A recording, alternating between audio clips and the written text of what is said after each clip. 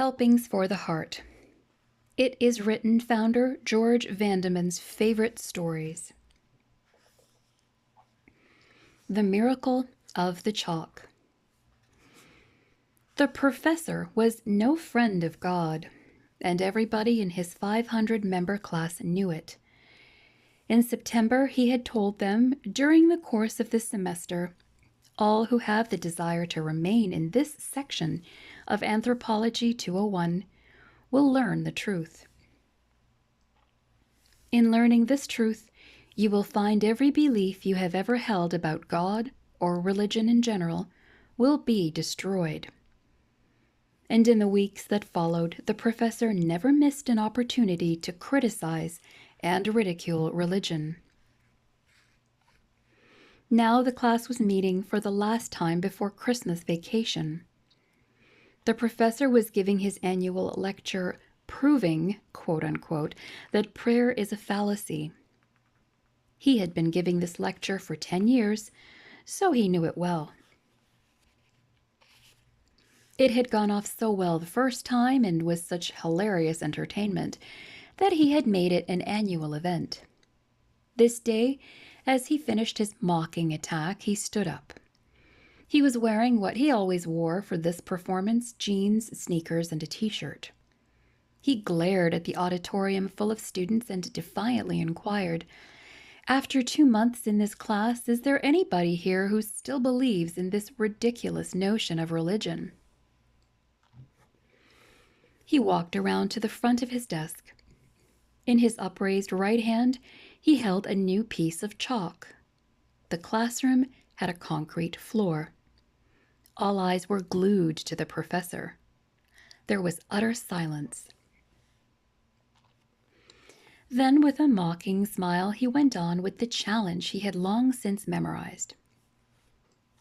"Well, if there is anyone in this classroom who still believes in religion and the so-called power of prayer, I ask you to stand up and pray.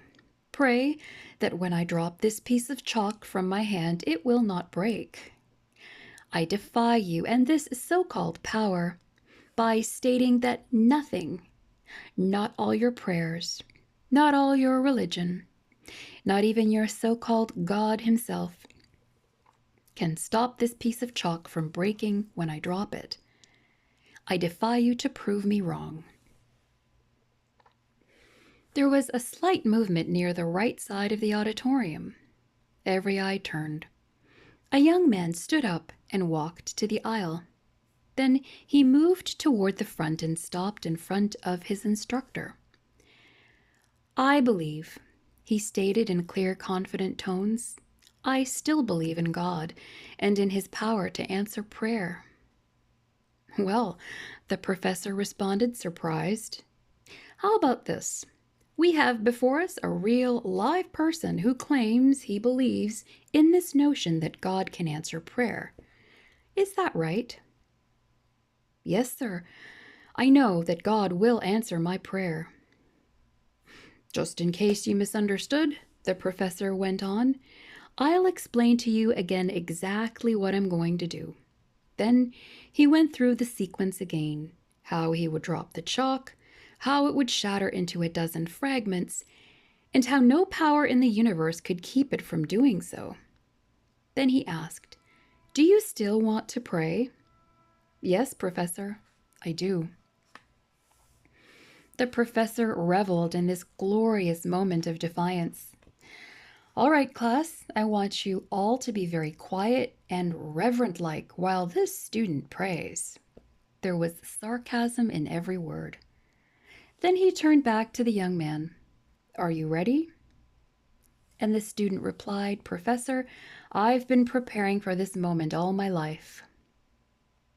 "All right, then.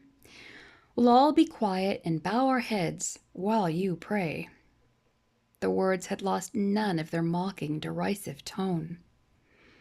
Not one of the 500 students could take their eyes off the young man. They held their breath as he turned his face heavenward and prayed, "God, I know you are real, and I pray in the name of and for the glory and honor of your Son, Jesus." And I pray for myself who trusts you with all my heart. If it be your will, do not let this piece of chalk break when it hits the floor. Amen. The smirk was still on the professor's face. Is that it? He asked. Yes.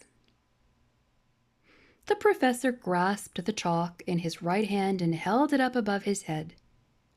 Then he let it fall. But that day a miracle happened. As the chalk tumbled toward the floor, it fell against the leg of his jeans. Then it toppled down onto his canvas sneakers, and with a muffled tinkle, it rolled to a stop on the concrete floor, unbroken. The silence was deafening. Then a student somewhere burst into laughter. Soon another joined in. In seconds, the entire auditorium was filled with laughter at the red-faced professor. Someone in the back shouted to the young Christian who had prayed, "You did it!" The young man turned and smiled, a careful, humble sort of smile. Then he just pointed upward, and everyone understood. Even the professor.